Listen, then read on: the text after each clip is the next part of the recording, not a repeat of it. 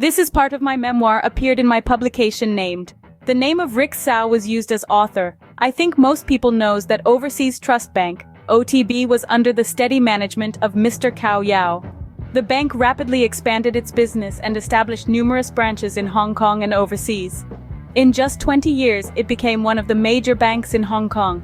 At that time, Hong Kong's major banks included Guangdong Trust Bank, Hang Seng Bank, Kawa Bank, Guangdong Bank, Liu Chuangxing Bank, and East Asia Bank.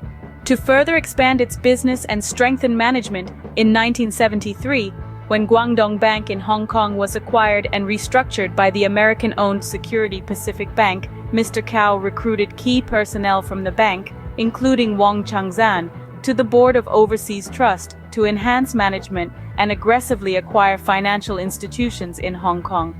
This included the subsequent acquisitions of the Kawa Bank, Industrial and Commercial Bank, and the Hong Kong Chinese Bank from the Lin Zifeng family, as well as the joint venture with the Hang Lung Bank of Zhongwing Quan. In November 1974, Mr. Cao Yao was appointed as the Vice Chairman and Supervisory Director of Overseas Trust, and the position of Managing Director was taken over by Huang Changzan, who had transferred from Guangdong Bank. With the addition of Huang Changzan in 1974, internal administrative matters no longer required Zheng Mingtian's attention, allowing him to aggressively expand the bank's network, while Mr. Cao could focus on expanding and developing the bank and its acquisition affairs. In 1975, Mr. Cao finally brought the Daiwa Bank of Japan to Overseas Trust, forming Daiwa Overseas Finance Limited in Hong Kong. Overseas Trust and Daiwa each held half of the company's shares and appointed representatives to the board of directors. Daiwa Overseas Finance Lieutenant's operations diversified, not only conducting general banking activities such as deposits, loans, and remittances, but also developing merchant banking and syndicated loans. Leaving the Philippines for Hong Kong was inevitable, and I had to tearfully pack up and leave my parents and siblings, who had been my companions for 7 years. The bustling scenes of Jaro and the lively playmates in Molo would only remain as lifelong memories, leaving me deeply sighing.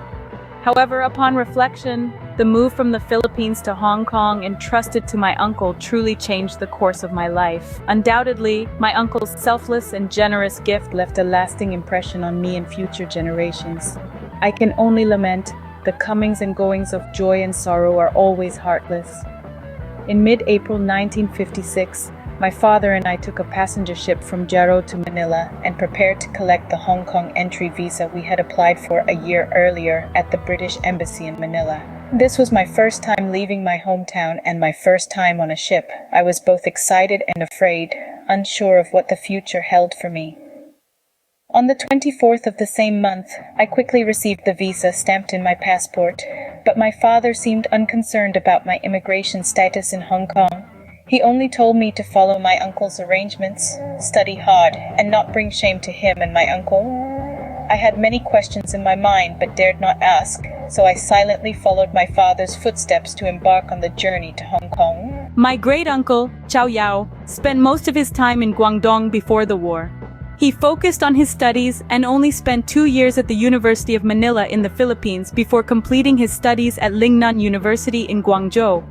In 1937, before the war, he married Zheng Huilan from Yongmo Zhongshan, Guangdong. The best man at their wedding was my great-uncle's Lingnan University alumnus, Liu Longqiang. My great-uncle had 2 daughters, Chao Guo and Chao Qian. After graduating from Lingnan University in 1929, he gained the favor of Yang Yongtai, a close aide to Chiang Kai-shek and the initiator of the New Life movement. He then joined the Bank of China. This marked the beginning of his lifelong career in the banking industry. Before the liberation, my great-uncle moved from Fuzhou to Hong Kong. Later, he became a renowned banker in the 1950s to 1970s. In 1955, he co-founded Overseas Trust Bank with the businessman Zheng Mingtian from Singapore and his good friend Huang Xibin. Although my great-uncle had 2 daughters, Chao Guo and Tao Qian, he had no sons and realized that he would need close relatives to accompany him in his old age and carry on the family line. In 1956, he personally selected one of my father's 6 sons to be his adopted son, sending him to Hong Kong for upbringing and to receive Chinese culture and education. That lucky one was me, chosen from a photo of my birthplace, Molo, Iloilo City, in the Philippines. My birthplace, Molo, Iloilo City in the Philippines, is a place full of stories and memories. I obtained my first Philippine passport at the age of 7 from the Department of Foreign Affairs in Manila in 1955.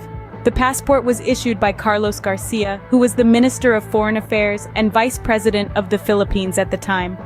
Garcia later became the President of the Philippines in 1957 after the plane crash of President Magsaysay. He was re-elected and became the President of the Philippines. My father, Cao Zhen, was born in Guanghai, Taishan, Guangdong. He accompanied my grandfather, Chao Xingnuan, to do business in Iloilo City, Philippines, and naturalized as a Filipino, taking the surname Li. His children also took the surname Li. My father adopted the Western name Manuel Li. During the Second World War, he served in the United States Navy. The Philippines was a U.S. colony at the time. My grandfather, Chao Xingnuan, had 5 children: Chao Daidi, my aunt, Chao Guan, Chao Feng, Chao Yao, and my father, Chao Zhen. In the 1930s, my grandfather brought Guan, Feng, and Zhen to the Philippines, where they opened Victory Bakery in Iloilo City. Unfortunately, during the Japanese invasion, the bakery was destroyed by war, and my second uncle, Chao Feng, tragically perished inside. This was the photo that changed my destiny.